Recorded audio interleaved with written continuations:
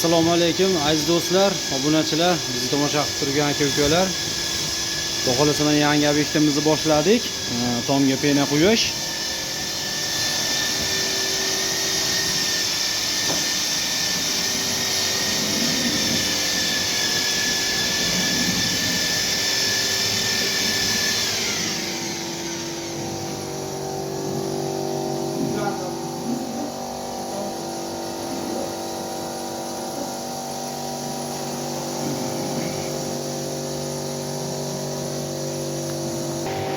Ha 150 kvadrat joyimiz bor edi. Mana ertalab kelib boshladik. Ajji joyimiz qoldi mana, xudo xolasa tugadi. Xo'p, bekka 10 sm qilib quydik mana. Peshog'oni uylarga bir xilda qilib mana ko'rishingiz mumkin.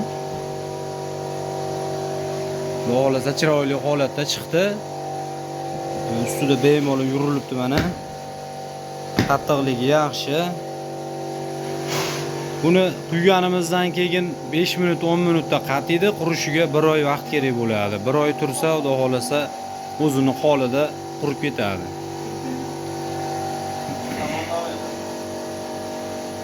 Xo'p, bu quyadigan pena lombozimizga shu vassalini qoqiladi, bo'ldi, ustiga material tashab, shunday holatda quyib ketaveramiz.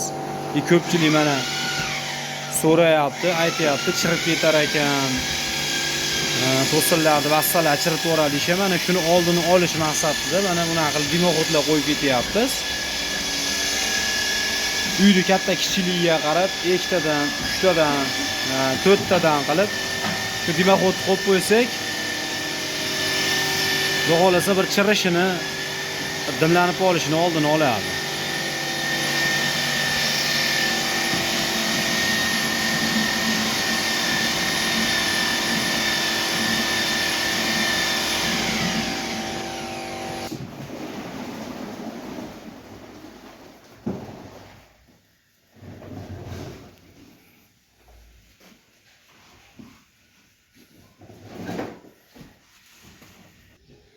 Xo'p, bu quyadigan mahsulotimiz tarkibida mana ko'rishingiz mumkin. 3 baqir suv quyildi, 1 qop gips sement qo'shiladi. Bu apparatimizdan mana penasi chiqadi.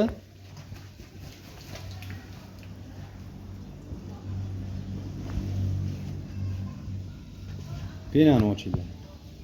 Mana ko'rishingiz mumkin.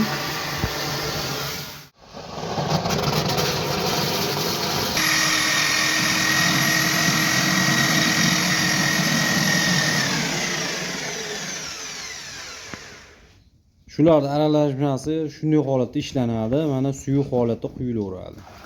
O'zi past balandiga chiqaveradi suyuqligini hisobiga. Mana ko'rishingiz mumkin.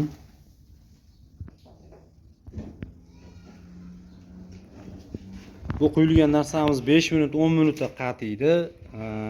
O'zini holida qurib ketishi 1 oy, 1,5 oy vaqt talab qiladi. Tomga pena quydirmoqchi bo'lganlar shu ekranda nomer qoldiramiz. Telefon qilib zakaz qilishingiz mumkin. Qo'ldan kelgancha shunday holatda qilib quyib beramiz. Vodiy bo'ylab xizmat ko'rsatamiz.